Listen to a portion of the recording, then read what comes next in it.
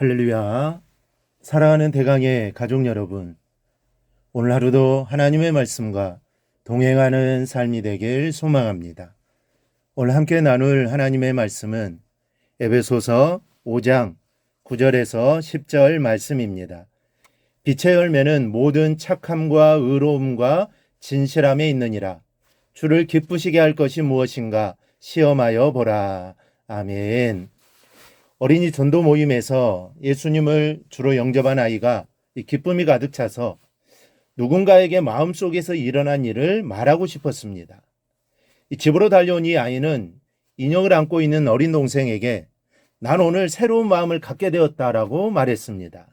그러자 그 어린 동생은 천진하게 이렇게 반문합니다. 오빠, 뭘 가져왔다고? 그거 나한테 보여줄 수 있어? 그렇습니다. 내 안에 일어난 일들은 그것이 아무리 엄청난 일이라 할지라도 보여줄 수가 없는 겁니다. 나무가 지금 몸에 이로운 걸음을 받고 또 풍성한 영양분들을 끌어올린다고 해도 그것을 보여줄 수는 없는 것입니다. 나무는 열매로 말을 해야 합니다. 실한 열매를 맺혔을 때 그때야 비로소 말할 수 있는 것입니다. 주님은 그들의 열매로 그들을 알지니 가시나무에서 포도를 또는 엉겅퀴에서 무화과를 따겠느냐라고 말씀하셨습니다. 열매로 나무를 아는 것입니다. 우리는 빛의 자녀가 되었습니다. 또 새 사람을 입었습니다. 이것은 변할 수 없는 사실입니다. 그러니 내가 빛의 자녀가 되고 또 새 사람을 입은 것을 열매로 증명할 사명이 우리에게는 있는 것입니다. 첫째는 내 삶에 빛의 열매가 있는가를 살펴야 합니다. 빛의 역할을 대략 세 가지로 정리할 수 있습니다. 빛은 어둠을 몰아내는 역할을 합니다. 어둡지 않으면 빛은 필요가 없습니다. 이 세상이 어둡기에 빛의 자녀인 우리들의 할 일이 많은 것입니다. 때문에 그 빛을 말 아래 두면 안 됩니다. 하나님의 자녀가 내 일에만 파묻혀서 살면 그 빛은 말 아래에 둔 빛입니다. 내 빛이 필요한 무대로 나가 힘을 다해 어둠을 밝히는 것이 우리의 사명입니다. 또 빛은 치료의 역할을 합니다. 병균을 죽여 소독하는 힘을 가지고 있습니다. 이 병원에서는 레이저 광선과 자외선으로 환자들을 치료합니다.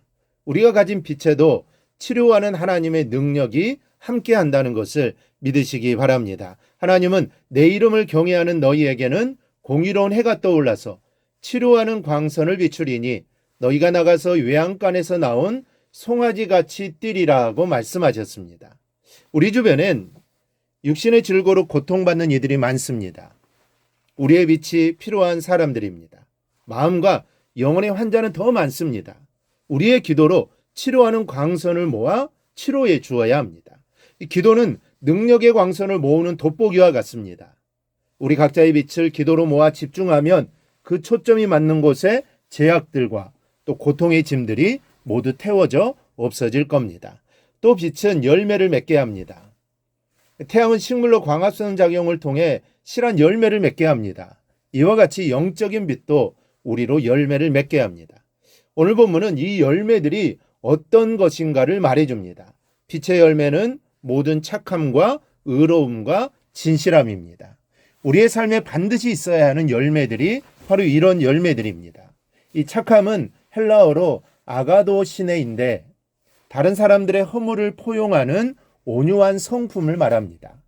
이 빛의 자녀는 이 온유함의 열매가 때마다 열려야 합니다. 그래서 다른 사람의 허물을 용서하고 포용해 주어야 합니다.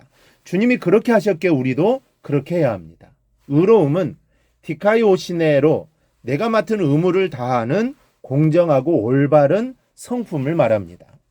하나님이 우리에게 주신 일들이 있습니다. 세상의 일도 있고 교회 일도 있습니다. 이것을 공정하고 올바르게 행해야 합니다.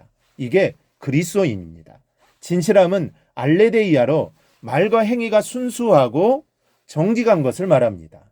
순수하고 올곧으면서도 다른 사람의 허물에 대해서는 관대하고 온유하며 내가 맡은 일은 정성과 책임을 다하는 성품들이 빛의 자녀의 열매입니다.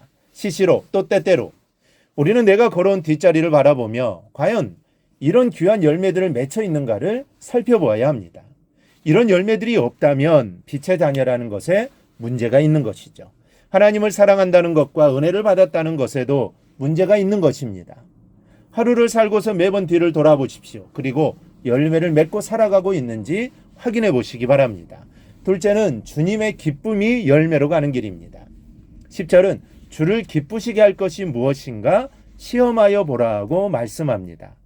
빛의 열매를 말씀하는 말씀의 끝에 이 말씀을 두신 것은 어떻게 하는 것이 주님을 기쁘시게 할 것인가를 생각하며 살다 보면 빛의 열매들이 저절로 맺히기 때문입니다. 이 작은 일이든 큰 일이든 또 무엇을 할 것인가로 고민이 될 때에도, 그리고 이 길인가 저 길인가 선택의 기로에 서 있을 때도 우리는 어떻게 하는 것이 주님을 기쁘시게 하는 것일까를 생각하면 됩니다. 그리고 그 길을 선택하고 믿음으로 이루어가는 겁니다. 그러면 틀림없이 빛의 열매들이 맺혀지게 됩니다. 여러분, 서울에서 부산으로 가는 길은 여럿입니다. 영동고속도로를 타고 동쪽으로 가면 시원한 바다를 보며 내려갈 수 있습니다. 경부고속도로를 타고 내륙의 중앙으로 내려가면 아기자기한 산새들을 즐길 수 있고, 또 꽃피는 춘사몰에 남해안을 끼고 돌아가면 흐트러진 꽃길을 감상할 수가 있습니다. 믿음 역시 어느 길로 가느냐가 중요합니다. 우리가 주님을 기쁘시게 하는 길을 벗어나지 않고 따라가면 빛의 열매가 맺힌 것을 항상 볼 수 있습니다. 어디 빛의 열매뿐입니까? 주님을 기쁘시게 하는 길에는 축복의 열매, 건강의 열매, 성공의 열매들이 풍성합니다. 이런 축복들이 기다리고 있습니다. 빛의 열매로 살아가는 자가 누리는 축복입니다. 이러한 축복을 여러분의 것으로 누리며 살아가는 삶이 되기를 주님의 이름으로 축원합니다. 오늘 묵상한 말씀을 굳게 잡고 삶으로 실천하며 살아내는 대강의 모든 성도들이 되기를 축복합니다.